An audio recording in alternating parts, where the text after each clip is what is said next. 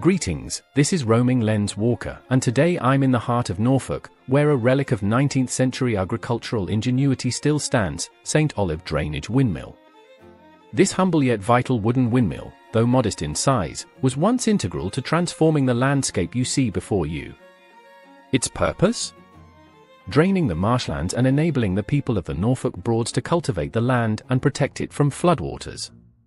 Join me as we explore its fascinating history, architectural distinctiveness, and its enduring legacy in the Norfolk countryside. Constructed in the early 1800s, this wooden windmill stands as a remarkable outlier. Unlike the more familiar, towering brick windmills that dominate much of Norfolk's skyline, St Olave's timber frame was a practical choice for this particular region. Its primary function was to drain the marshes, a task crucial in a land where water constantly threatens to reclaim the earth. In those days, the marshes were treacherous, and human intervention was required to make them habitable and farmable. And that's exactly what this windmill was designed to do. At first glance, St Olave appears weather-beaten and fragile, but these timber planks are evidence of its resilience. While brick windmills offer a sense of permanence, timber windmills, like this one, display a more organic relationship with their environment, flexible and able to withstand the winds that sweep across the marshes. The unique trestle base elevates the structure, allowing it to operate efficiently even in flood-prone areas. This wooden windmill, over a century old, has weathered storms, floods, and the passage of time, standing as a testament to the skill of the builders who raised it. To fully grasp the importance of St Olave, we need to consider the landscape of the Norfolk Broads. This region wasn't always the picturesque waterway we see today. Centuries of peat digging left behind vast pits that eventually filled with water, creating the intricate network of rivers, marshes, and wetlands. However, these flooded areas were not suitable for farming. It was windmills like St Olave that made the difference, pumping water out of the lowlands and back into ditches and rivers, creating dry, usable farmland. Without such structures, much of Norfolk would have been lost to the water. Drainage mills like St Olave harnessed the power of the wind to keep the land dry. The wind, turning the sails, activated a series of gears inside the windmill, which in turn powered a scoop wheel or a piston pump, lifting water from the flooded fields and releasing it into higher-level channels. This clever mechanism enabled the marshland to remain usable, preventing it from becoming submerged and allowing agriculture to flourish in this tricky terrain. Though small in scale, the windmill's functionality was monumental for the local farmers.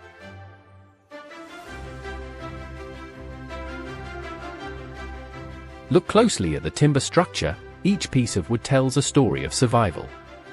Unlike brick mills, timber windmills like St Olave possess a flexibility that allows them to endure the relentless forces of wind and weather. The wood bends and adjusts, unlike the rigidity of brick, making it ideal for this environment. Even as the timbers show the signs of aging, they remain remarkably intact, a tribute to the artisans who built this mill with their hands, using techniques passed down through generations. The mechanics of a drainage windmill are both elegant and efficient. The wind, harnessed by the sails, is transformed into mechanical energy, which powers the gears inside the mill.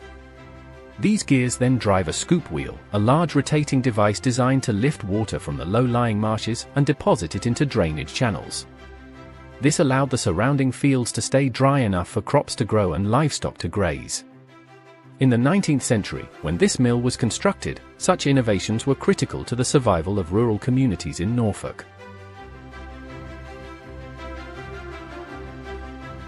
As I stand here, gazing out across the expansive marshlands, it's clear how integral windmills like St Olave were to life in Norfolk.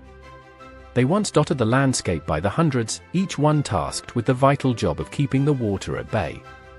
Without them, the land would have reverted to marsh and fen, unsuitable for farming or habitation. These mills were silent, tireless workers, quietly transforming the land into something habitable and productive. Yet, progress has a way of rendering even the most ingenious innovations obsolete. By the latter part of the 19th century, steam engines and later electric pumps began to replace wind-powered mills.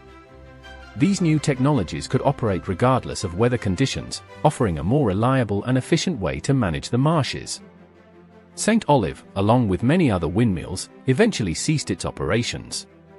The need for wind-powered drainage diminished as industrialization took hold, but these mills still stand as monuments to the ingenuity of a different era, one where human endeavor relied upon the forces of nature. Even though the Norfolk Broads are now maintained by modern methods, the landscape remains as intricate and interdependent as ever. Wetlands, such as the ones surrounding St Olave, are home to a diverse array of wildlife and plant life. Managing these delicate ecosystems has always been a balancing act, one that windmills like this once performed. Today, these wetlands are protected and preserved not only for agricultural use but also as a haven for rare species that thrive in this unique environment. As we look toward the future, preserving structures like St Olave becomes more than just a historical obligation. These windmills are a tangible connection to the past, representing the ways in which humans adapted to and coexisted with a challenging environment. Although this windmill no longer spins its sails, it remains a symbol of resilience and human ingenuity. The Norfolk Broads would not be the same without these enduring landmarks, and it's vital that we continue to protect them for future generations to appreciate. From above, we can see how this small, seemingly insignificant structure was once pivotal in maintaining the landscape. The sails may be gone, and the wooden beams may have aged, but the spirit of what this windmill represents, human perseverance in the face of nature's challenges, remains as strong as ever. Imagine this windmill in its prime, the sails catching the wind, turning relentlessly as it pumped water from the marshes. Farmers would have depended on its constant work, knowing that without the mill's efforts, their crops and livelihoods were at risk. Though small in size, this mill was a lifeline for the people who lived and worked in this region. Today, the windmill stands as a silent witness to the passage of time. Though it no longer pumps water or spins in the wind, its presence here is a reminder of a time when human survival was intricately tied to nature's rhythms. The story of St Olave Windmill is one of quiet determination, and it's a story that deserves to be remembered. St Olave Windmill may be tucked away, a quiet corner of history nestled in the Norfolk Broads, but its legacy is vast. It shaped the land, supported a community, and reminds us today of the deep connection between people and place. If you ever find yourself in this region, take a moment to seek out this hidden marvel and reflect on the role it played in shaping the Norfolk we know today. Thank you for joining me on this journey through time. Don't forget to like, subscribe, and check the links below to support the channel and join me on future explorations.